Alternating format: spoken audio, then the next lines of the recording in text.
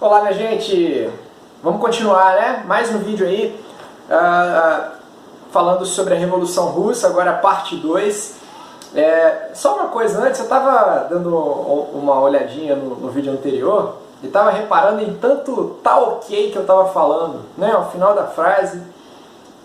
E eu acho que é de tanto tentar imitar o presidente Bolsonaro, né? Tá ok, aí você acaba pegando esses vícios aí e eu tô igualzinho, né? Vamos tentar aqui diminuir o tá ok? Bom, bora lá! Vamos falar sobre a Rússia, agora já no iniciozinho do século XX, nós vimos como que essas ideias socialistas foram ganhando força, terreno ali entre a classe operária, né?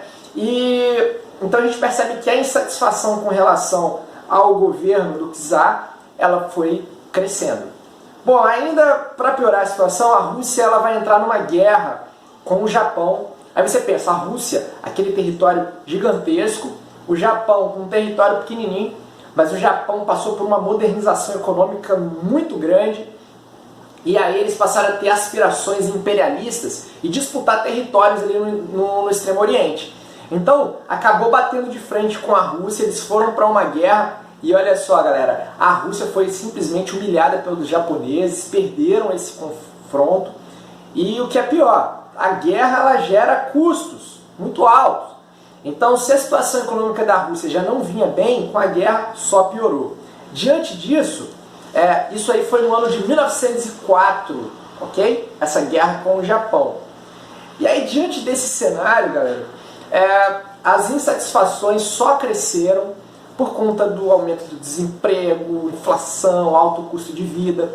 E aí, então, muitos trabalhadores resolveram fazer uma manifestação e ir até o palácio do czar e entregar uma carta para que o czar pudesse respondê-los, né, pudesse concedê-los alguns direitos, melhorias nas condições de trabalho.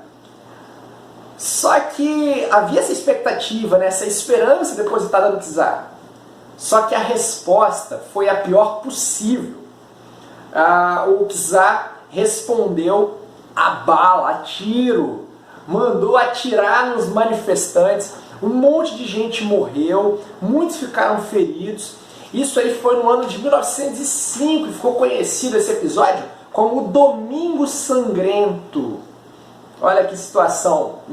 Cara, isso só contribuiu para aumentar a insatisfação com o czar Nicolau II. E aí então os trabalhadores vão manifestando a sua insatisfação com protestos e aí os trabalhadores vão formar também os chamados sovietes, ok?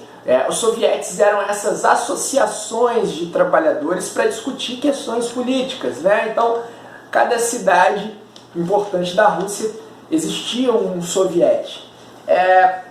E o czar, cada vez mais pressionado, não só pelos trabalhadores, como por outros setores da sociedade, ele resolve, então, dar uma guinada, amenizar o seu autoritarismo, absolutismo, através da convocação do parlamento.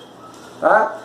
Então, agora, representantes do povo fariam parte também do governo nas decisões políticas junto com o czar. E esse parlamento era conhecido como Duma. Então ele restabelece a Duma, representantes são eleitos para isso. Então isso aí vai dar um ar de mudança, né?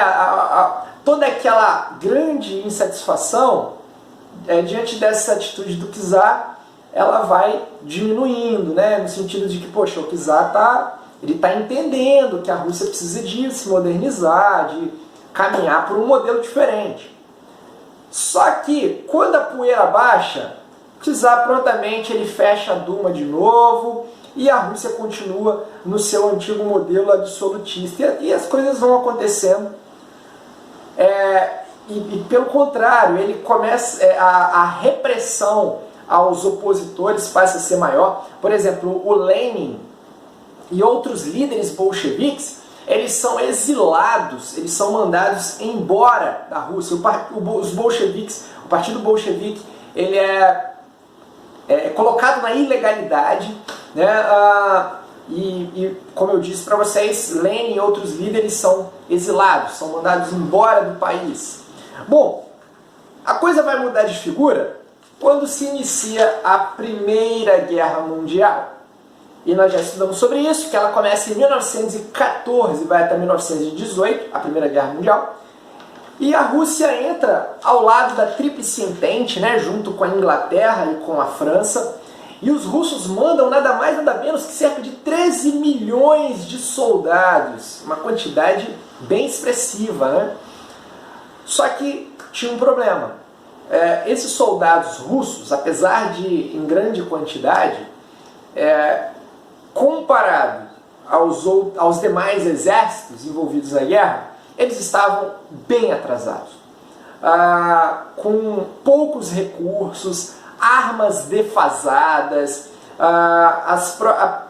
o próprio fardamento dos soldados não era adequado, ou seja, em situação muito inferior aos seus oponentes, né? Então a Rússia sofreu muito com a guerra. Então, internamente, você já tinha os problemas políticos e econômicos na Rússia, e a coisa vai piorar com a Primeira Guerra Mundial, porque vai consumir recursos da economia e ainda toda uma situação de soldados morrendo, muitos soldados morrendo, né? Acredita-se que mais de 2 milhões de soldados russos morreram em batalha na Primeira Guerra, fora a quantidade de feridos e mutilados, né?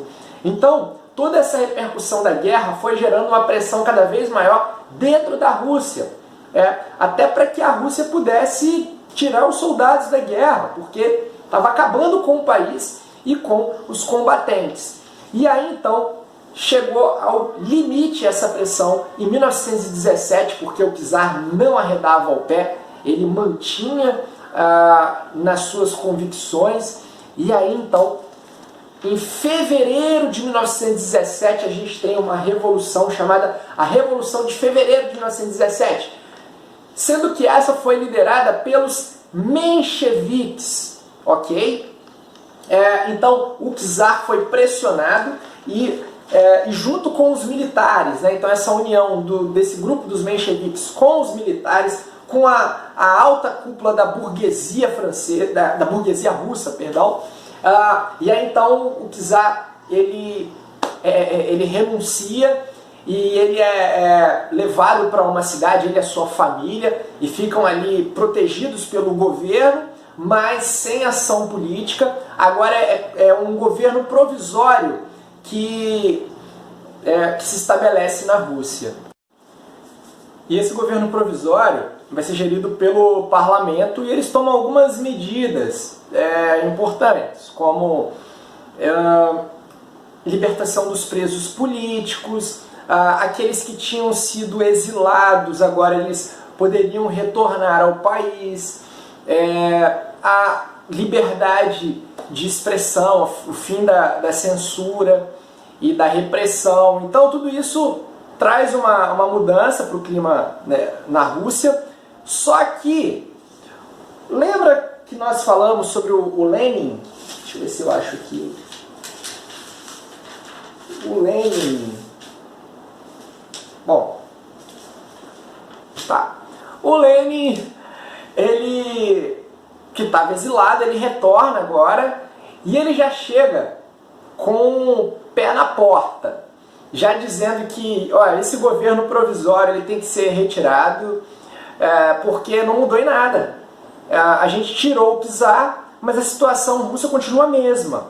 A situação dos trabalhadores, dos camponeses. Então ele pede o fim do governo provisório. Ele começa a pedir para que a Rússia tire os soldados da guerra.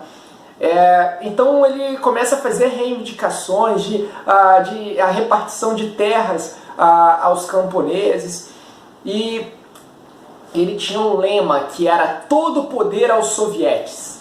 Então ele vai inflamando para que esses sovietes, essa associação de trabalhadores, pudesse ganhar força, tá? E chegou ao ponto então de, no mês de outubro de 1917, esses bolcheviques liderados por Lenin, que criticavam o governo provisório, eles criaram inclusive um exército chamado Exército Vermelho, sob o comando de Leon Trotsky. E aí, já com todo esse exército, com a liderança de Lenin, acontece a chamada Revolução de Outubro de 1917. Então, enquanto a Revolução de Fevereiro ela foi liderada pelos mencheviques, a de outubro pelos bolcheviques. E aqui acontece, de fato, a chamada Revolução Socialista na Rússia. Porque agora Lenin se estabelece como líder e ele vai promovendo mudanças no caminho revolucionário e socialista. Por exemplo, uma das primeiras atitudes tomadas por ele, a Rússia retira os soldados da guerra, em 1917 ainda. Outra coisa, as terras da família real, do clero e da nobreza, muitas dessas terras elas são tomadas e elas são distribuídas a camponeses e trabalhadores. Acontece uma reforma agrária. E por falar na família real, galera, o czar Nicolau e a sua família, eles são assassinados, são mortos pelo governo bolchevique, que a ideia de que a permanência deles poderia ser uma ameaça ao governo. E aí então eles são barbaramente assassinados. Aí ficou até uma lenda de que uma das filhas acabou sobrevivendo, e é daí que surge aquele filminho da Disney chamado Anastácia, com base nessa lenda aí, nunca comprovado nesse sentido.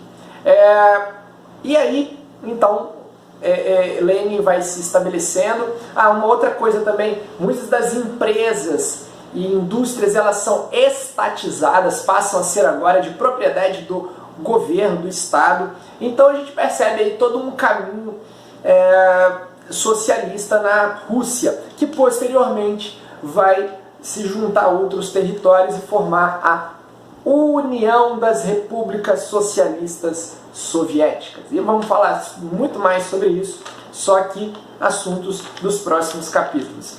Bom, minha gente, um grande abraço para vocês, nos vemos mais pra frente aí. Valeu!